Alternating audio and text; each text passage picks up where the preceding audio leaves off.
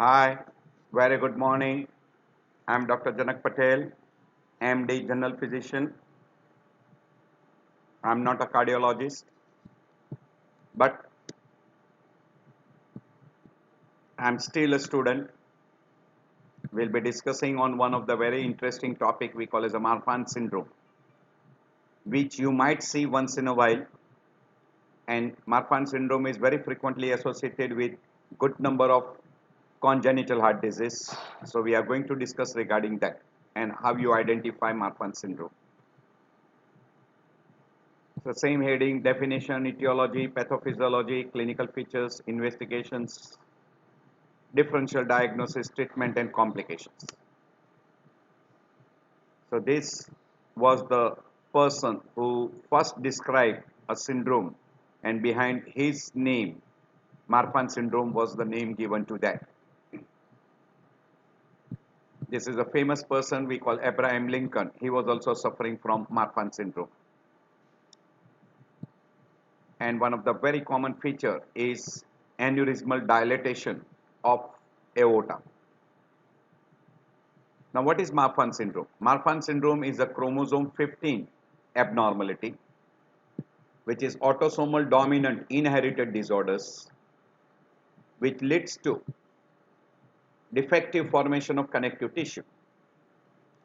So, there is loss of elastic tissue in different parts like skeletal muscles, cardiovascular system, CNS, respiratory system, skin, eye, etc. Multiple organs.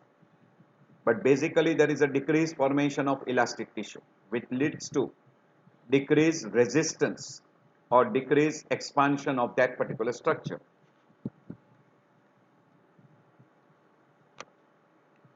So etiology wise it is a dominant chromosomal 15 defect where there is a formation of extracellular matrix becomes less. Microfibrils in elastic fiber also production becomes less. Even in ciliary ligament in an eye, the formation of a elastic fiber is diminished, and that results into multiple group of symptoms and signs. Incidence rate is very less, 1 in 5,000 or 1 in 10,000. Male and female are equally affected. The parents with Marfan syndrome, they will have a high chance of having 50% of the child with Marfan. Two unaffected parents, chance is 1 in 10,000. But there are always 25% chance of spontaneous mutation. We already told you because of this chromosome 15 abnormality, there is a defective formation of elastic tissue in connective tissue, and that results into all different anomalies. Mainly it will affect aorta, producing aortic root dilatation, and which can be risk factor for aortic dissection, aneurysm, rupture, etc. Most dangerous one. Because of ciliary ligament being defective, you will have a dislocation or we call as abnormal position of lens. Ligaments in joints will be defective, that will give rise to hyperextensibility of joints. Skin structure also, because of lack of elastic tissue in a lung, in spinal dura, etc., that will give rise to multiple defects and group of symptoms and signs. Now there are different groups which puts them, and those particular things are utilized for diagnosis of Marfan syndrome. And one of the most common utilized is Jandt system. There is another called as a MAS, and third Burling. In Jandt system there are major criteria, minor criteria. By and large, one major or two major with involvement of the two separate different organs or involvement of the three different systems almost confirms the diagnosis of Marfan. Inner mass, mitral valve prolapse, aortic root dilatation, stretch marks, and skeletal manifestation are considered for diagnosis. And in Berlin, there is a list of different clinical symptoms and signs which are taken, and you calculate the points. You can utilize any one of those. This is a Berlin nosology where there is a clinical manifestation of connective tissue disorders described under Marfan syndrome. There are major criteria, there are minor criteria. The three common structures which are very commonly utilized is skeletal, or we call musculoskeletal, ocular, and cardiovascular findings.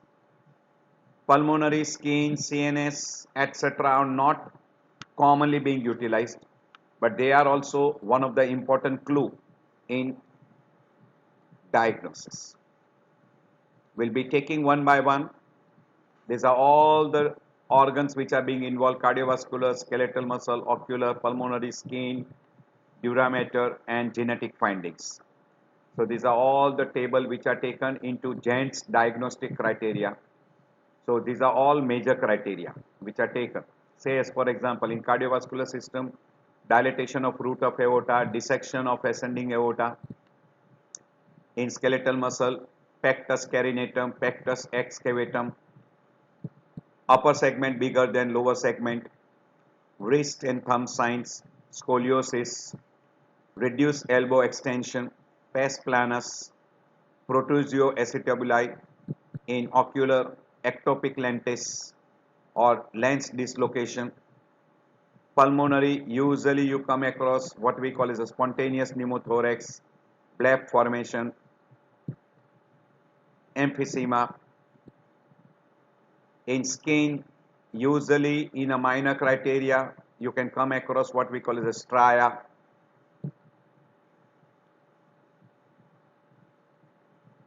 In dura mater, actually lumbosacral dural ectasia is included in major criteria, and genetic findings are included in major criteria, chromosomal 15 abnormalities.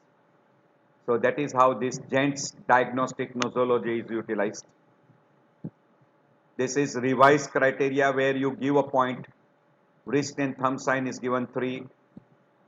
Wrist or thumb sign 1 point. Pectus carinatum 2. Pectus excavatum 1. Hind foot deformity 2. Pes planus 1 point. Pneumothorax 2. Dural ectasia 2. So these are different things. Now if you have got some of these findings, and if total comes to more than 6, I think, then you put the diagnosis of Marfan syndrome. Sorry, more than 7 points. More than 7 points. So ectopia lentis and family history of Marfan syndrome is a very important criteria. Systemic features, particularly involving more than 2, more than 7 points, straightforward in favor of Marfan diagnosis. If there is a family history of Marfan syndrome, and if there is a Z criteria more than 2 over 20 years of age and more than 3 above 20 years, then also it goes in favor of Marfan syndrome. By and large, we say that if there is more than 7 points in this criteria, it is in favor of Marfan syndrome. These are criteria patient with no family history, and these are criteria with a positive family history. With no family history, ectopia lentis, genetic criteria, FBN1 mutation, or we call chromosomal mutation, and systemic features with more than 7 points. you can consider that ectopia lentis is a very, very important clue. So if the Z score, which indicates aortic dissection, that is aorta involvement, ectopia lentis becomes the most important point. You can see that the point given for that aortic root here, ectopia lentis, that is not mentioned here.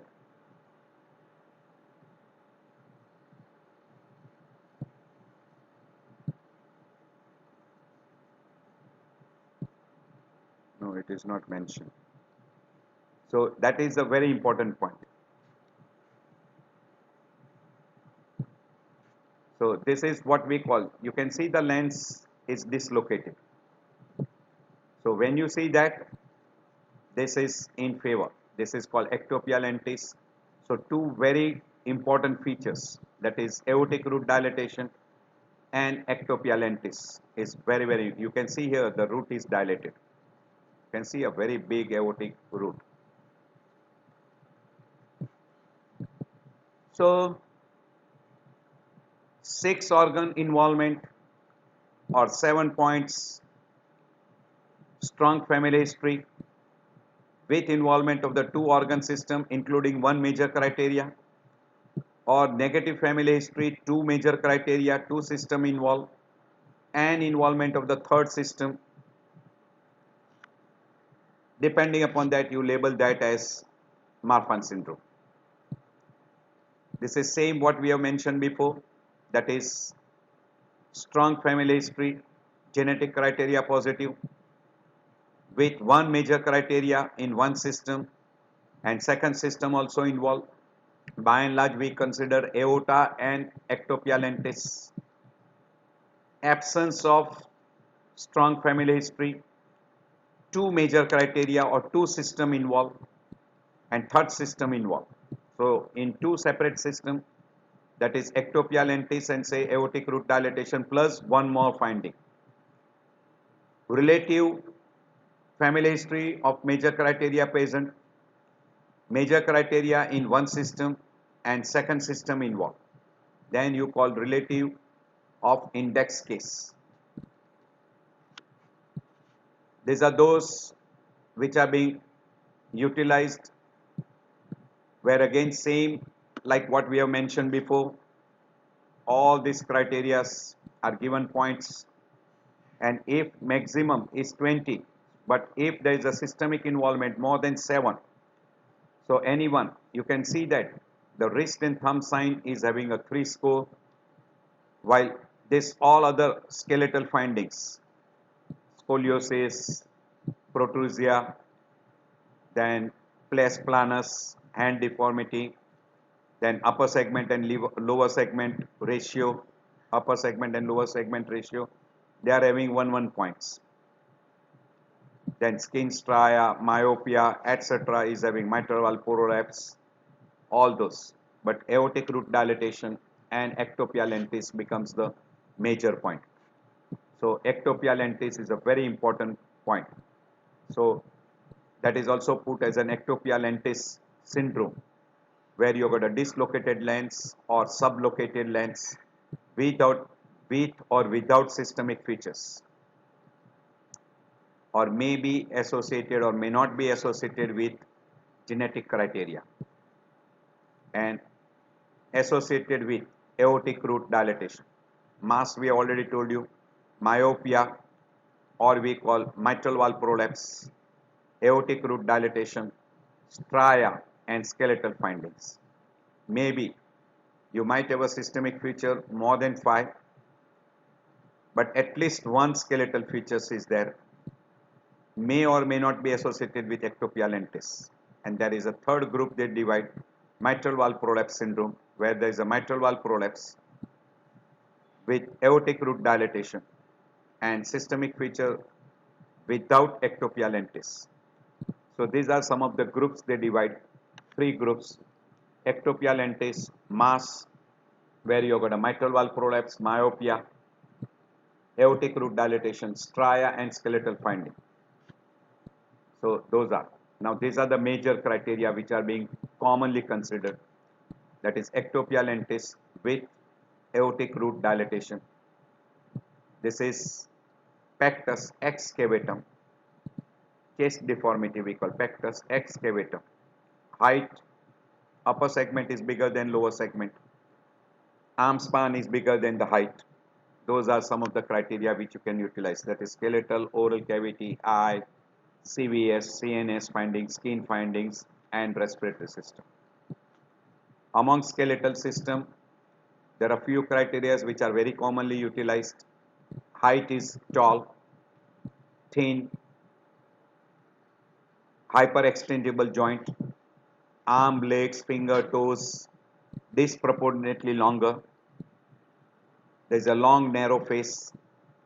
Either there is a pectus excavatum or pectus carinatum. Scoliosis, flat foot or we call pes planus. These are some of the common skeletal abnormality. So usually we use the word tall, thin, long arms, long legs, long finger, long toes, chest deformity and scoliosis. This is the common word which are being utilized as far as skeletal is concerned. Tall person, thin person, long arm, long legs, long fingers, long toes and chest deformity with scoliosis. So this is scoliosis, chest deformity, long fingers, long toes, height is more, long arms. That's why the arm span is good number of time even more than height. So ratio of arm span to height is more than 1. So these are some of the common things which you can see in a skeletal abnormality.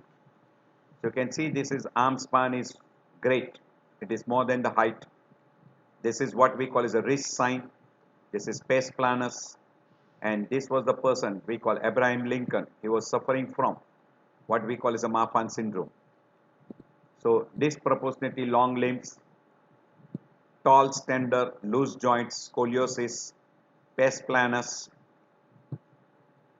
we call ectopia lentis or dislocated lens, dilated abdominal aorta or root of aorta, and secondary to that you can even aneurysm in thoracic and abdominal aorta, etc. and you have a genetic character.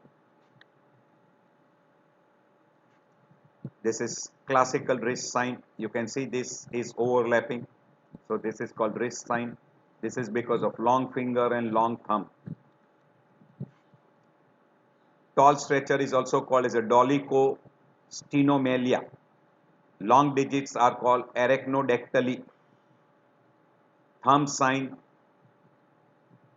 wrist sign, sternal deformity like pectus excavatum or pectus carinatum, scoliosis, joint hypermobility, arm span is bigger than the height and the ratio is more than 1. There's a reduced extension of elbow less than 170 degree. Normally in all other people it is 180 degree. Medial displacement of the medial malleolus. Flat foot we call it a pes planus. This is called thumb sign. This is pectus excavatum. The height is bigger. But if you see the arm and if you take the arm span, complete arm span, it is bigger than the height. The ratio is almost more than 1. This is classical thumb sign. You can see the excessive movement at the joint. We call hyper mobility at the joint. Long tapering finger, long finger. This is a child whose height is more than the father. So height is very good. You can see here, long, thin person. Upper segment is bigger than lower segment. Upper segment is bigger than lower segment. This head of femur is extending into acetabulum, that is given a name protrusio acetabuli. So all these findings are commonly seen with skeletal. Lot of skeletal findings. And if you divide into major criteria, wrist and thumb sign is topmost. If both are present, it is 3 point. If one is present, 1 point. Scoliosis, very common, again 1 point. Reduced extension of elbow, 1 point. Medial displacement of a medial malleolus causing pes planus, that is again 1. Protrusio acetabuli, that is again an important point. So these are all what we call in skeletal system. So this is pes planus, this is wrist sign, this is thumb sign, this is scoliosis, this is acetabuli, and you can have even extension of elbow. These are also included in major criteria, that is pectus carinatum and excavatum. So this is carinatum, these are excavatum, these three are excavatum. This is thumb sign, arm span is bigger than the height. So wrist sign is also given a name, Walker sign, and thumb sign is given Sternberg sign. This is a name given by the other scientists. Upper segment is bigger than lower segment. Upper segment and lower segment or arm span is bigger than the height, and it is more than 1. Hypermobility of joint. We'll show you some of the figures. We are there. This is thumb sign. This is wrist sign. You can see this cannot be extended. It is less than 170 degree. Reduced extension of elbow. This is scoliosis. This is pes planus. This is protrusio acetabuli, means the head is extending and there is a protrusion. So that is why it is called protrusio acetabuli. You can get stria. These are skin stria with pectus excavatum. You can see this is hypermobility, and we already shown you one more also here. This is hypermobility, very characteristic. So these are all lot of skeletal signs. Among minor criteria, they include pectus excavatum of moderate severity in minor criteria, but with severe, which requires surgery, that is included in major criteria. So joint hypermobility is included in minor criteria. High arch palate means if you see this is very deep inside. So this is called high arch palate, and mandible malocclusion. And because of that mandible malocclusion, the teeth position will be crowded. So we'll get a crowded dentition. So that is, so high arch palate, crowded dentition, mandible mallocation. You can see this chin is protruding forward. In eye, you can have a dislocated lens or ectopia lentis. Retinal detachment is very common. Myopic eye, and in some of the person you can get even glaucoma and early cataract. So ectopia lentis is a major criteria, while in a minor criteria, flat cornea, hypoplastic iris, hypoplastic ciliary muscle, miosis. Then you can have two minor criteria or one major criteria, very important for diagnosis of Marfan syndrome. You can see this is partial dislocation, and if you come across lens in an anterior chamber, then that is called ectopia lentis. Among cardiovascular system, most common is dilatation of root of aorta, aneurysm of ascending or thoracic or abdominal aorta, mitral valve prolapse, aortic regurgitations, and sometimes even you get aortic dissections. So in a major criteria, dilatation of ascending aorta and aortic dissection comes in a major criteria. So good number of time you get dilatation, and you can see here this is big aneurysm, or sometime you can get even dissection. So root dilatation, in some of the person you can get a valvular structure abnormality like mitral valve prolapse.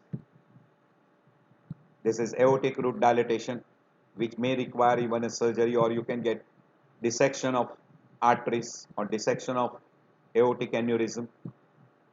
This is big aneurysm showing you can see that this is a big aneurysm producing a sternal deformity. Among minor criteria, mitral valve prolapse, pulmonary artery dilatation, annular calcification of mitral valve, abdominal and thoracic aorta dissections, aneurysm and dissection. So one minor criteria is also helpful. So this is showing you mitral valve prolapse, and on auscultation you will get a murmur of mitral regurgitation and aortic regurgitation, quite common. As far as we already mentioned regarding lens, in oropharynx, high arch palate, crowded dentition, high palate, etc. We already mentioned mitral valve prolapse, aortic root dilatation. In pulmonary, spontaneous pneumothorax. In neurological, dural ectasia. In skin, stretch marks. Among lung, restrictive lung disease, spontaneous pneumothorax, and emphysema comes topmost on the list. Sleep apnea in some of the person. Ideally, there is no particular major criteria in respiratory system, but spontaneous pneumothorax, emphysema, and BLEP formation comes in a minor criteria. Restrictive lung disease, hypoventilation syndrome, spontaneous pneumothorax, early emphysema, and sleep apnea comes in minor criteria. In nervous system, dural ectasia is quite common, and that comes in again major criteria. And you can see here tingling numbness because of involvement of the spinal cord. So enlargement of the neural canal, thinning of the cortex, lamina vertebra are thinned out, widening of neural foramina, and meningocele is good number of time common, and they are included in, that is particularly lumbosacral dural ectasia is included in what we call as major criteria. Skin, stria, or we call stretch marks, are quite common, and presence of abdominal and inguinal hernia may be there, which are included in minor criteria. So stretch mark and hernia is included in minor criteria. This is a slide which is put together all the different criteria, whatever we have uttered till now. So mitral valve prolapse, myopia, ectopia lentis, scoliosis, arm span bigger than the height, upper segment bigger than lower segment, pes planus, this is myopia. These are some of the common features which are very important. You can see the height of this Marfan person and see this person with a normal height, and this is the height of a Marfan person for comparison. So this is one slide which is showing you how big is the height of a Marfan person, and this is a normal person. Among investigations, most important is clinical examination and investigation to find out the defects. As far as genetic study is concerned, you can do karyotyping and try to find out. Most important part is cardiovascular system examination and eye examination. So those two criteria are very important. As far as the musculoskeletal system is concerned, physical examination is more than enough. So in a suspected case, by and large now they are utilizing revised Jane's criteria. So if there is an aortic root dilatation with or without ectopia lentis, plus strong family history, and if there is a systemic score of more than 7, it fulfills all the criteria. If it fulfills all the criteria, you can go for genetic study, and if genetic study is positive, it is straightforward Marfan syndrome. If it is negative, then you can go for different groups and try to identify aortopathies which are related to that. So you can search for those particular groups. By and large, as far as management is concerned, screening and counseling is very important. Echocardiography to find out the amount of root dilatation.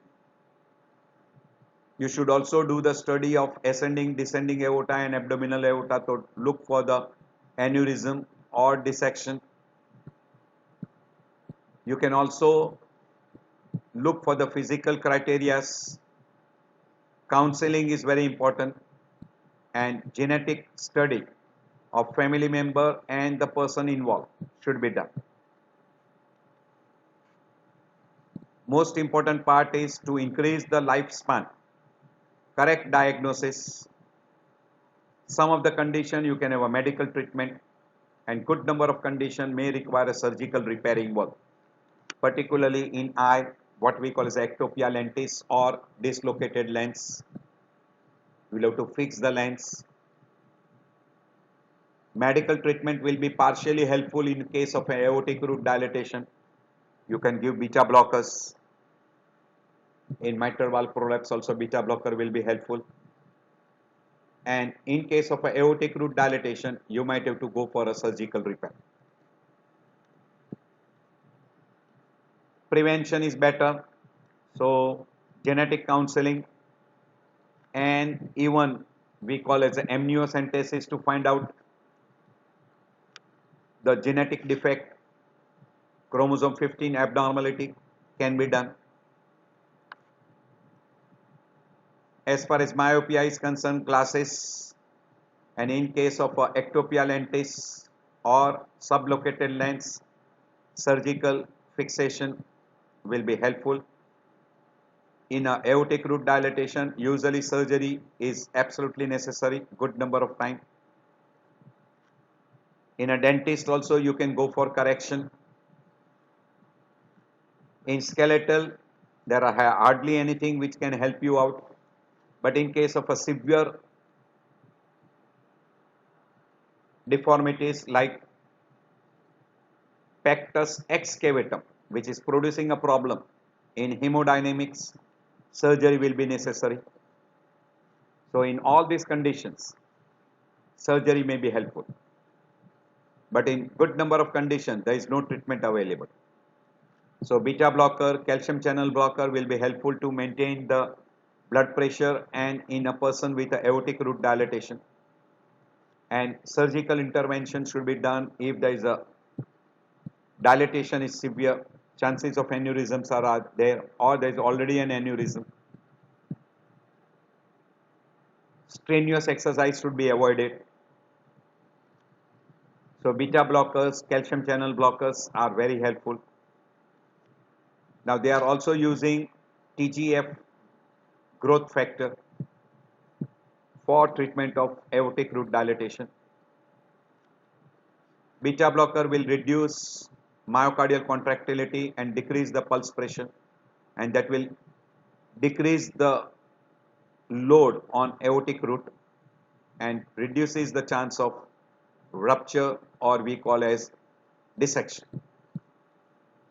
Among complications, the most dangerous one is aortic aneurysm rupture or dissection, aortic regurgitation, mitral valve prolapse. Chances of cardiac arrhythmia is tremendous, and ectopia lentis or subluxated lens can produce lot of complications. So I end my lecture here. I hope this will be helpful to you. We see you in the next lecture.